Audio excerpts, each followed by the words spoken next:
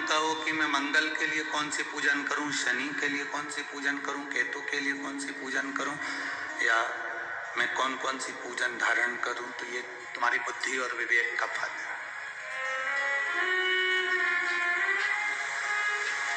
आप तो केवल देवाधिदेव महादेव को एक लोटा जल समर्पित करो, भगवान शिव की भक्ति करो। हम जब एक लोटा जल देवाधिदेव महादेव को समर्पित करते हैं, जब हम एक लोटा जल भगवान शंकर को चढ़ाते हैं, एक लोटा जल जब हम भगवान शिव को समर्पित करते हैं, तो वो जल हमारे शरीर में, हमारी राशि में जितने ग्रह खराब होते हैं, सारे ग्रह को वो एक लोटा जल शांत कर देता है और हमारे को ग्रहों के अनुकूल कर देता है।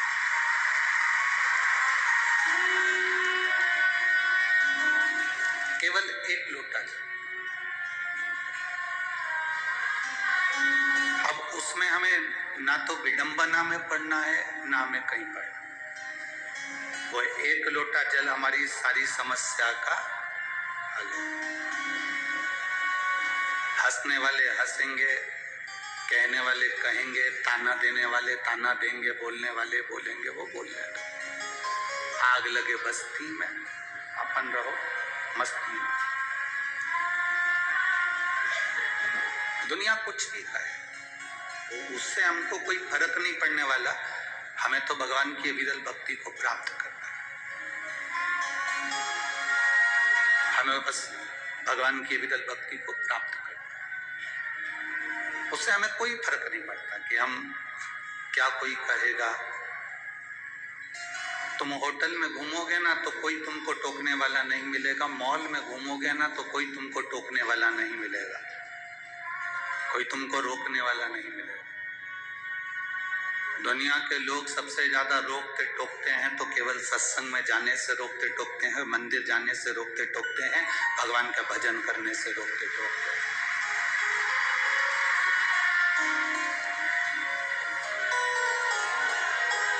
क्योंकि उनको सुहाता नहीं।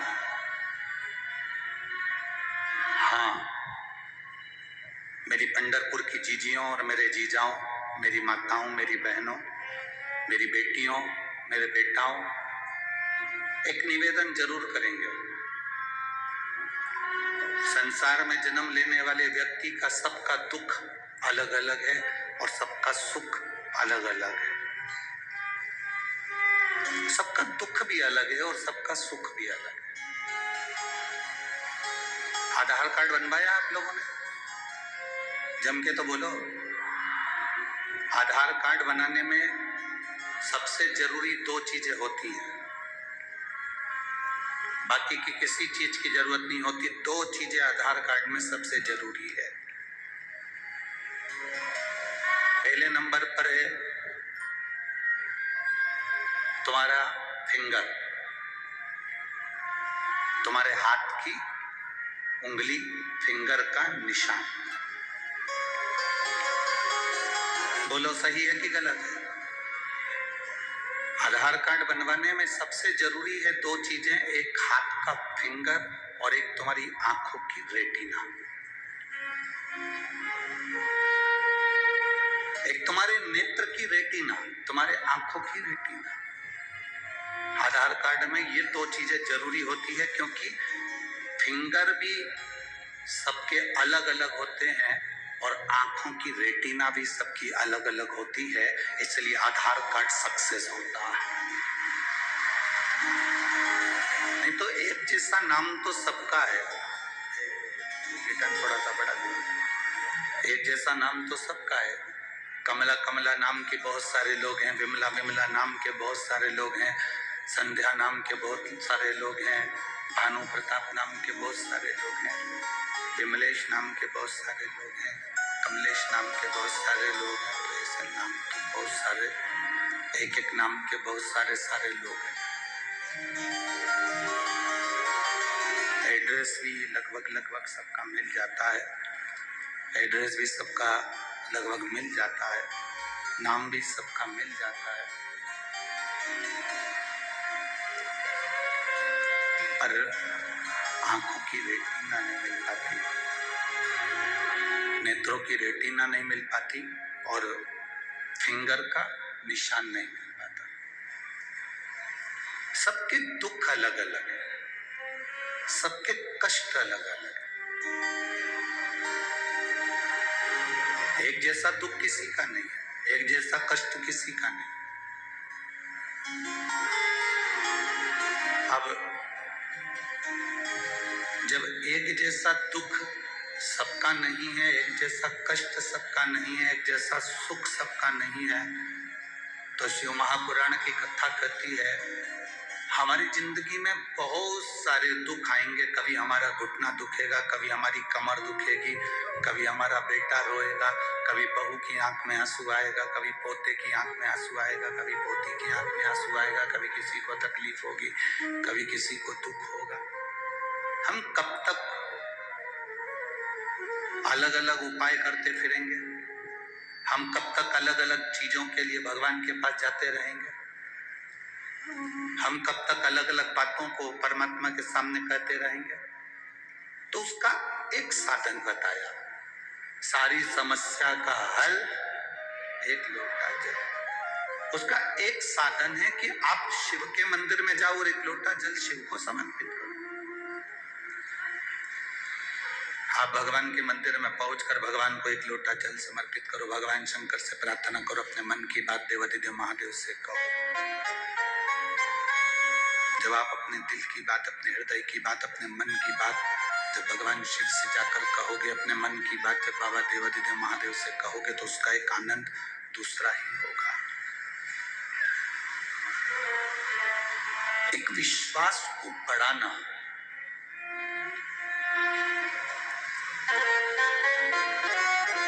संत नामदेव जी महाराज ने संसार के लोगों को दिया क्या? संत नामदेव जी महाराज ने संसार के लोगों को क्या दिया? संत नामदेव जी महाराज ने संसार के लोगों को विश्वास दिया कि मैं जब विश्वास के बल पर महादेव के मंदिर का दरवाजा बदल सकता हूं, तो विश्वास के बल पर परमात्मा भी पृथ्वी पर आ सकता है। एक भरोसा, एक दृढ़ता, एक विश्वास, ये हमारे भीतर होना चाहिए।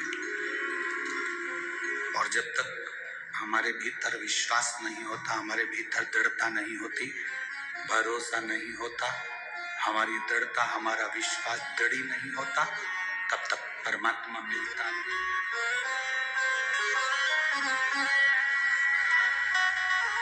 कितना विश्वास! आप सब लोग बैठे हो इस कथा के पंडाल में, लाखों भक्त इस कथा को सुन रहे हैं और लाखों भक्त आस्था चैनल के माध्यम से, फेसबुक यूट्यूब के माध्यम से भी कथा को सुन रहे हैं। एक आपके भीतर का विश्वास, एक पत्र है, देखिए।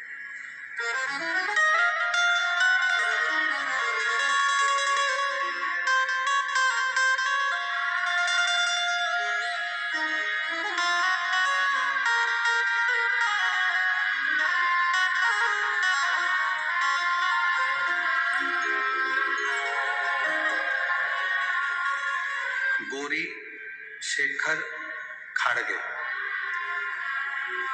पत्र लिखने वाले आप हैं, पुणे कातराज। मेरा मोबाइल नंबर ये है, जिनने लिखा है अगर वो बैठे हों तो अपना हाथ खड़े होकर हिला सकते हैं। आप ही ने लिखा, एक बार वापिस आते जाओ। श्री शिवाय नमस्तुभ्यम। गौरी शंकर खाड़गे,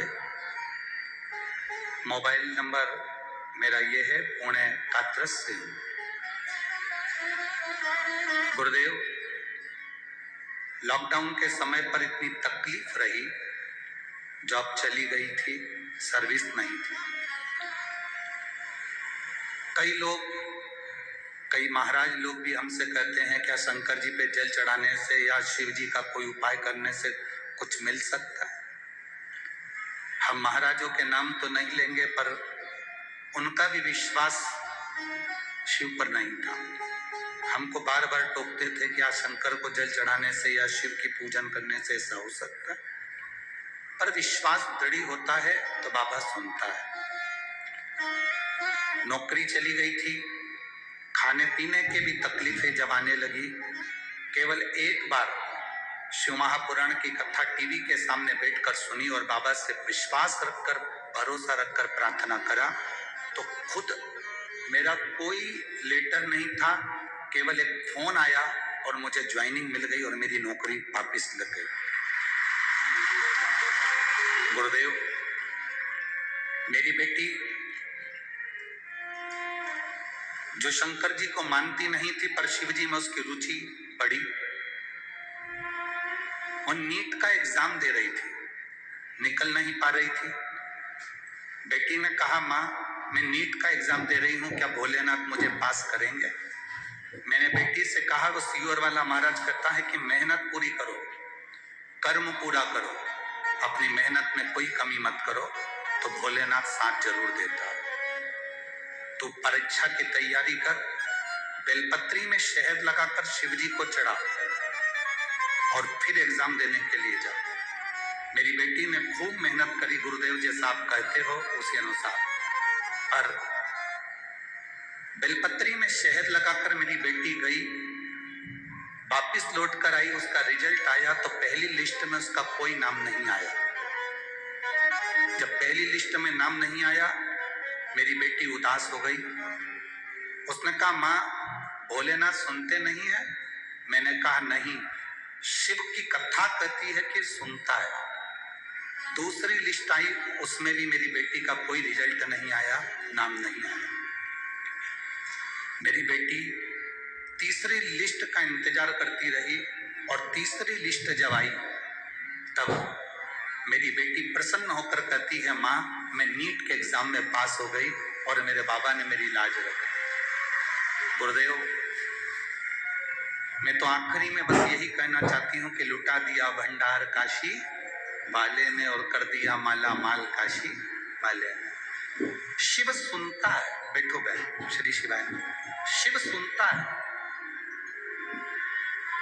केवल आपका भरोसा दृढ़ रहना चाहिए, आपका विश्वास डोलना नहीं चाहिए।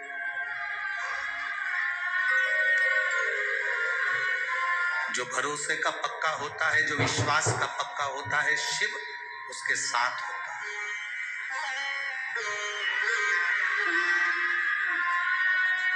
आपका भरोसा कितना पक्का है, आपका विश्वास कितना दृढ़ है? जितना जितना विश्वास दृढ़ होता है उतना उतना शिव आपके करीब में होता है। जैसे उस माँ ने अपनी बेटी से कहा, पहला रिजल्ट नहीं आया, कोई बात नहीं, तो शिव के मंदिर जाना मत छोड़, शंकर को एक लोटा जल चढ़ाना मत छोड़। आप कितने विश्वास लेकर बैठे हो शिव महापुराण की कथा में कि मेरा बाबा सुनेगा।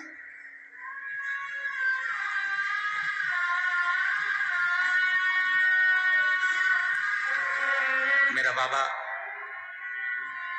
सुनता भी है, करता भी है, और कब वो कृपा कर जाता है ये दुनिया के लोगों को मालूम नहीं पड़ पाता कि कब उसने करुणा कर। उसको दया सागर कहते हैं, करुणा सागर कहते हैं। कैसी करुणा करता है, कब करुणा करता है वो मालूम नहीं पड़ने देता।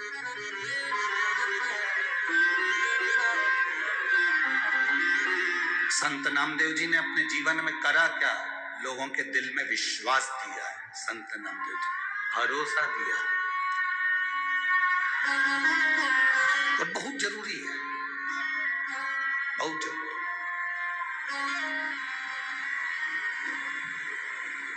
जब तक विश्वास दृढ़ नहीं होता, जब तक भरोसा पक्का नहीं होता, तब तक परमात्मा सामने आता भी। राधा जी गौलोक धाम से चंद्रभागा नदी के तट पर आई और चंद्रभागा जी से उन्होंने पूछा कि गंगा तुम्हारे दरवाजे पर झाड़ू क्यों लगा रही? चंद्रभागा जी ने एक शब्द भी नहीं कहा, राधा जी को हाथ जोड़कर चंद्रभागा जी ने कहा, बस मैं नहीं जानती पर इतना जानती हूँ कि गंगा आती है, बुआरी लगाती है, झाड़ू लगाती है। चंद्रभागा कहती है, इस पंढरपुर में गंगा जी आकर अगर झाड़ू लगा रही है तो ये उत्तर तो स्वयं गंगा ही दे सकती है।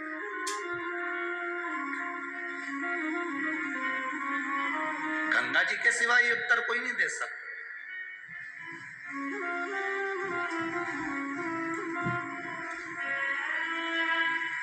हम जजमान परिवार से कहें, चाहे वो सांसद महोदय संजय जी जाधव जी हो, चाहे वो अभिजीत जी पाटिल जी हो, चाहे वो काबरा परिवार हो, चाहे तिवारी परिवार हो, चाहे कायस्थ परिवार हो, इन सब से कहना चाहेंगे, आपको अगर बाबा ने यजमान पद पंढरपुर का दिया है तो ये आपकी पुण्य नहीं, आपके माता पिता ने कोई पुण्य पूर्वज में करे होंगे तो उनकी पुण्याई तुम्हारे सामने आती है। ये उनकी पुण्याई है। पैसा डॉक्टर कह देगा ना तुमसे कि ये जांच कराओ, तुम 50,000 रुपए निकाल के जांच करा लोगे। बोलो सही है कि गलत है? कराना पड़ेगी। इतना डर जाता है व्यक्ति की वो जांच कराना पड़ेगा। डॉक्टर ने कहा है तुम्हें ये पैसा यहाँ लगाना पड़ेगा, ये जांच और कराओ, 10,000 की जांच करवाना पड़ेगी, चाहे उधार लाओ, कर्जा करो, पर जांच कराओ।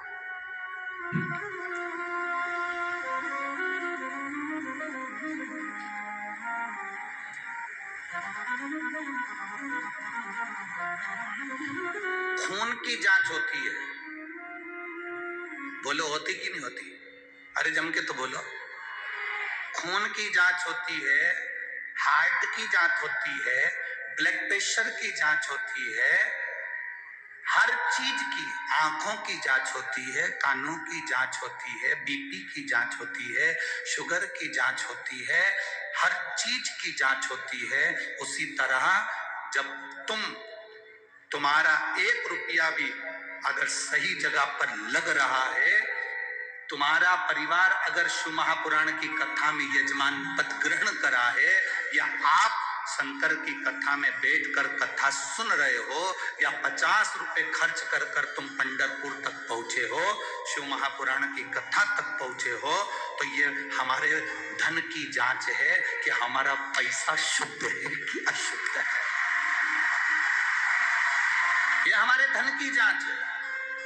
ब्लड की जांच होती है, शुगर की जांच होती है, बीपी की जांच होती है, हर चीज की जांच होती है। जब तुम्हारा पैसा बार बार डॉक्टर में लगे तो समझ लेना कि धन कुछ गड़बड़ आ गया है, तो वो गलत जगह लग रहा है। कोई खाके भग गया, कोई तुमने लगाया था पार्टनरी में वो ले गया, कहीं माल भेजा था वो माल डूब गया, उसने पैसा नहीं दिया, समझ लो कि पैसे की जांच हो रही है। और तुम्हारा पैसा अगर जजमान पद ग्रहण कर लिया, तुमने अगर शिव पुराण कथा सुन ली, तुमने 100 रुपए, 50 रुपए, 10 रुपए, 20 रुपए खर्च कर ऑटो में लगाकर, गाड़ी में लगाकर, ट्रेन में लगाकर तुम कथा के पंडाल में पहुंचे, बाहर चक गर्मी पड़ रही हो, खूब चिलचिलाती धूप पड़ रही हो, और तुम्हारे को प्यास भी लग रही है, और तुम्हें कथा के पंडाल तक जाना है। कई लोग ऐसे भी होंगे पंढरपुर की भूमि पर रह रहे होंगे, पंढरपुर में बंगले और गाड़ियां उनके घर में होंगे, खूब जोरदार मकान बनाकर रह रहे होंगे, पर अपना घर छोड़कर भी वो कथा के पंडाल तक नहीं जा पाएंगे, क्योंकि परमात्मा उनको नहीं बुला। सारी दुनिया के लोग, वारकरी संप्रदाय के लोग 200-300 किलोमीटर दूर तक पैदल चलकर, 500 किलोमीटर दूर तक चलकर पंढरपुर पहुंचकर भगवान का दर्शन करते हैं। और कई पंढरपुर में रहने वाले भी ऐसे जीव होंगे जो अपनी दुकान छोड़कर भी हरि विठ्ठल का दर्शन करने आषाढ़ी एकादशी के दिन नहीं जा पाते हैं, क्योंकि उन्हें फुर्सत नहीं। अगर काम धंधा, काम धंधा, काम धंधा, व्यापार व्यवसाय करते करते करते करते, अरे जिस आषाढ़ी एकादशी को पूरी दुनिया चलकर पंढरपुर आ रही है, उस आषाढ़ी एकादशी को 1 मिनट तो तू भी झलक ले ले मेरी हरि विठ्ठल की, तो तेरी जिंदगी सवर जाए। कमाने के लिए पूरी जिंदगी पड़ी है, खूब कमाओ, पूरा जीवन पड़ा है, खूब दिल से कमाना, कोई मना नहीं करेगा तुमको, कोई नहीं रोकेगा। और हम भी कहते कथा, तुम्हारी कैपेसिटी से ज्यादा कमाओ। तुम्हारे से जितना बन जाए उससे दुगना कमाओ, हम मना नहीं करेंगे, पर अपने धन की जांच भी करिए। सत्संग में गए, ये हमारे धन की जांच है। भजन में पहुंच गए, भजन में तुम्हारा मन लग गया, ये हमारे अन्न की जांच है।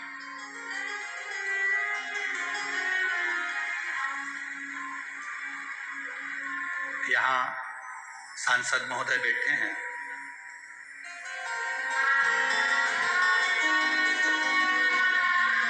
कावरा जी, आपके पास में जो सांसद जी बैठे हुए हैं, इनकी जब शादी पक्की हुई, इन्होंने अपनी धर्म पत्नी के गले में मंगलसूत्र बाद में बांधा, क्योंकि संजय बंडू भैया सांसद जी ये वारकरी है, इनके गले में तुलसी की कंठी है। इन्होंने मंगलसूत्र बाद में बांधा, पहले गले में तुलसी की माला बांधी, उसके बाद मंगलसूत्र बांधा। पहले तुलसी की माला बांधी, फिर मंगलसूत्र बांधा कि उनको भी वारकरी संप्रदाय में जोड़ा गया। अपना पहले हरि के बन जाओ, पहले परमात्मा के बन जाओ, बाकी की जिंदगी तो सब चलती ही रहेगा। हम रहने के बाद भी, पंढरपुर में रहने के बाद भी अगर हम चंद्रभागा का स्नान नहीं कर सके, पंढरपुर में रहने के बाद भी हमारी विट्ठल का दर्शन ना कर सके, और हम गर्व से कहते हैं कि हम पंढरपुर में रहते हैं, तो हरि विट्ठल भी कहेगा बहुत आते हैं, बहुत। पंढरपुर में बहुत आते हैं, हरि विट्ठल भी कहते हैं इतने आते हैं, किसी के लिए मेरा हरि विट्ठल मंदिर को छोड़कर बाहर चले जाता है, और किसी किसी को मंदिर में अपने सिर पर बिठाकर मंदिर के अंदर ले जाता है। बहुत आते हैं, बहुत।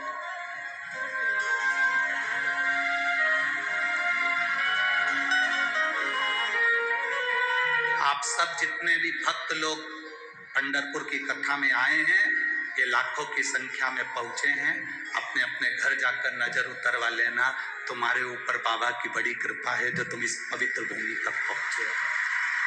इस पवित्र भूमि तक पहुंचे हो। कई ऐसे होंगे उलझ गए, एक बार लोग शिव महापुराण के ट्रैफिक में उलझ जाते हैं। आप में से कई लोग होंगे ट्रैफिक में उलझे कि नहीं उलझे अभी तक? अरे बोलो तो जम के तो बोलो जरा।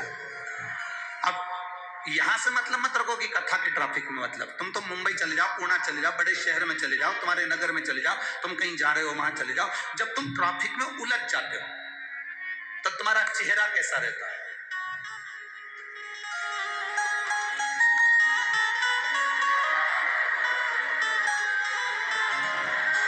तुम जाके देख के तो आओ, आधा घंटा हो गया, जाओ जरा जल्दी जाओ।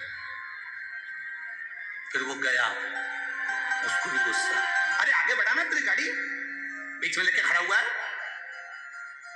जब व्यक्ति ट्रैफिक में उलझता है तो उसको क्रोध आता है। बोलो आता है कि नहीं आता? जब व्यक्ति ट्रैफिक में उलझता है तो उसके मुंह से अपशब्द निकलता है। बोलो निकलता है कि निकलता है? जब व्यक्ति ट्रैफिक में उलझता है तो वो डिप्रेशन में आ जाता है, अब कब खुलेगा, आधा घंटा तो हो गया, पहुंचना था मुझे इतनी बजे और इतना बज रहा है, जल्दी क्या करूं मैं, अब इधर भी गाड़ी, इधर भी गाड़ी, सामने भी गाड़ी, पीछे भी गाड़ी, करूं क्या, इतना उलझा पड़ा। ट्रैफिक में उलझा था, फिर धीरे से ट्रैफिक खुला, धीरे से खुला, तेरी गाड़ी आगे बढ़ी, तब तेरे चेहरे पे स्माइल आई, प्रसन्नता, प्रसन्नता। और फिर जब धीरे धीरे पूरा रास्ता खुल गया, फिर हवा भी लगी गाड़ी की, और फिर टेप चालू करा, विट्ठल विट्ठल विट्ठल, फिर टेप चालू करा गाड़ी का, और भजन में मन लगा, और रास्ता क्लियर, और क्लियर करते करते करते करते फिर अपनी मंजिल तक पहुंच गए। ये केवल ट्रैफिक की कथा नहीं है, ये अपनी कथा है। संसार के ट्रैफिक में अपन सब उलझे हुए हैं, थोड़ा इंतजार करना, ट्रैफिक क्लियर जरूर होगा, उलझने हटेगी जरूर, ये निश्चित है। कितना भी ट्रैफिक लगाओ, कितना भी ट्रैफिक जाम हो, क्लियर होने में थोड़ा समय लग सकता है, धीरे धीरे क्लियर होगा, तुम्हारे चेहरे पर प्रसन्नता जरूर आएगी। उसी तरह संसार में कितना भी दुख आ जाए, कितनी भी तकलीफें आ जाए, कितना भी कष्ट आ जाए, घबराना मत, ट्रैफिक क्लियर जरूर होगा, निश्चित।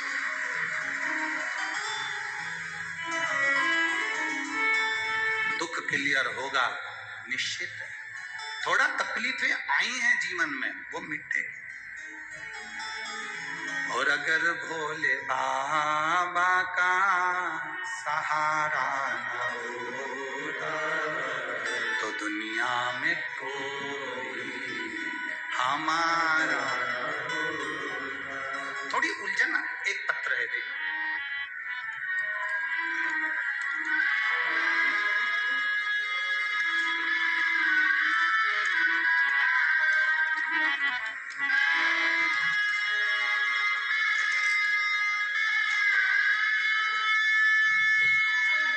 मिसो रंजना राजेश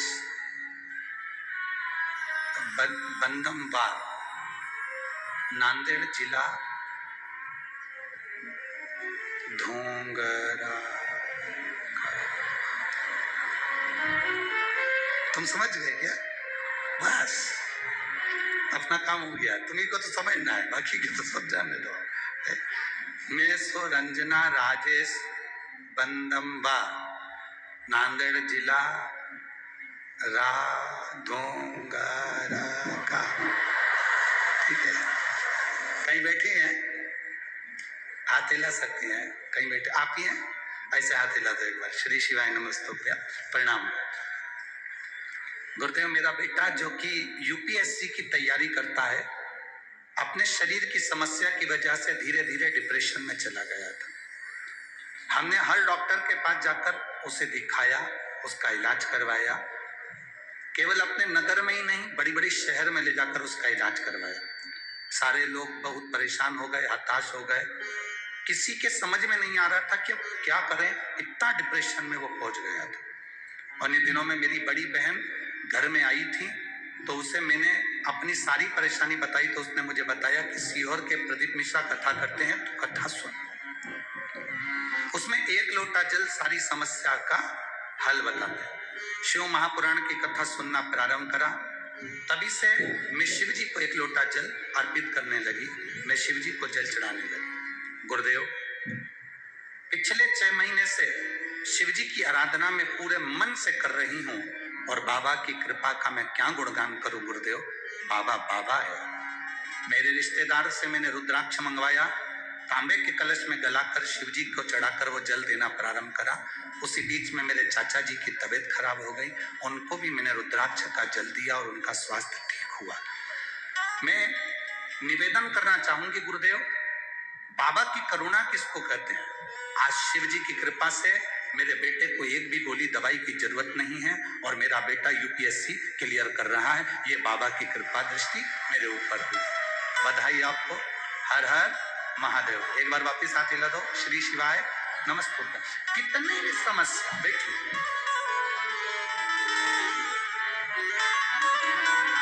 उलझनों में गिरा हुआ व्यक्ति है, डिप्रेशन अर्थात ट्रैफिक का जाम है, ट्रैफिक जाम है तो क्लियर भी होगा। थोड़ी समस्या ज्यादा है तो उसका हल भी होगा।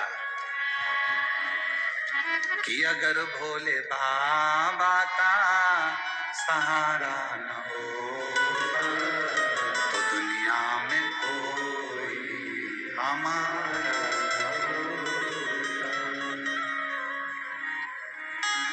अभिजीत जी पाटिल जी, पंढरपुर के अंबाजी, जब हम यहाँ पहुंचे थे तो इन्होंने कहा था, गुरुजी पंढरपुर में बहुत सारे आयोजन होते हैं, बहुत सारी चीजें होती हैं, पर इतनी सारी व्यवस्थाएं हैं, करने वाला हरि विठ्ठल है। एक बार कथा चालू हो जाए ना तो हमारी आधी चिंता मिट जाए। तो कल जब हम जा रहे थे तो पाटिल जी कह रहे थे अभिजीत जी, हे गुरुदेव, बड़ी कृपा पंडरीनाथ ने करी, मालूम नहीं पड़ने देता कि 1 बजे से 4 कब बज जाती है और भक्त अपना कथा का अनुष्ठान कर कर अपने अपने भवन की ओर चले। शिव तत्व है यह, औघड़ी का तत्व। आप जितना जितना भक्ति में डूबेंगे, आप जितना जितना भजन में डूबेंगे, उतना उतना सुख है। डूब लो, बस अंतर है, पानी में डूबने वाला मर जाता है और शिव महापुराण में डूबने वाला तर जाता है। दोनों में अंतर है। पानी में डूबोगे तो मरोगे और शिव महापुराण में डूबोगे तो तरोगे। ये निश्चितता है कि आप शंकर की कथा का रसतत्व जो ग्रहण कर रहे हो, उसमें भक्ति का एक आनंद है।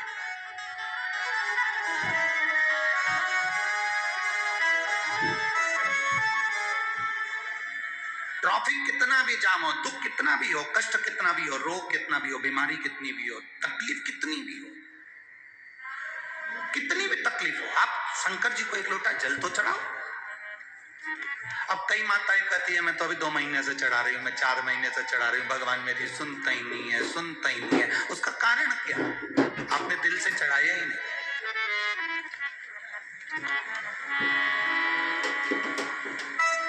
दो तरह का भोजन बनता है।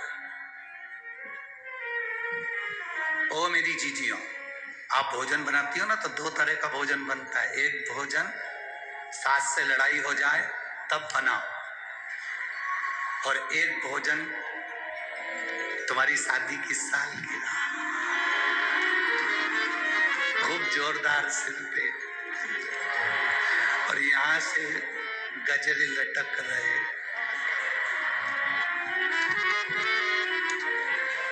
भेरू तो सो ही रिया है और तुम जगदम्बा ऐसी तैयार हो और पेंसिल से फिर लाइन खींच कर डब्बा भर के जो तैयार हो गया और चाय लेके तुम फिर सर के पास पहुंची, गुड मॉर्निंग, आज अपनी शादी की सालगिरह।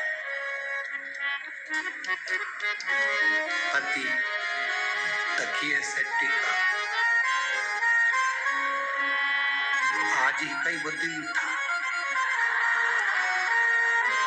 आज ही का दिन था जिस दिन मेरी मती मारी गई थी, आज ही का दिन था। अब वो फिर भी वो प्रसन्न में और भोजन बना रही है। एक सास से लड़ाई हुई तब भोजन बनाया, और लड़ाई में जो भोजन बना उसका स्वाद तुम खाके देख लेना, कहीं मिर्ची तेज, कहीं नमक तेज, कहीं कुछ। और जिस दिन उस दिन का भोजन करके देखना, क्या जोरदार भोजन, क्या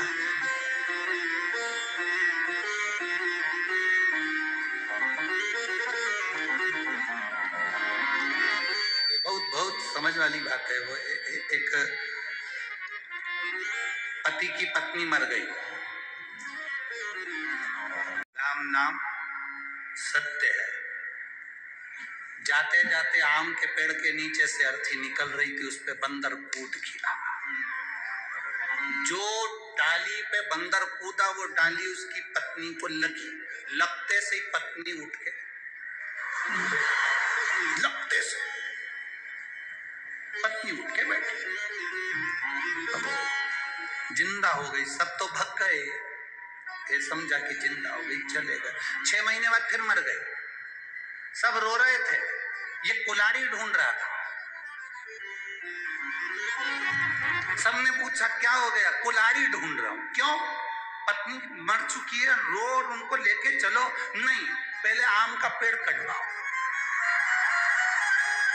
फिर लेके जाऊंगा, ऐसे जाऊंगा ही नहीं।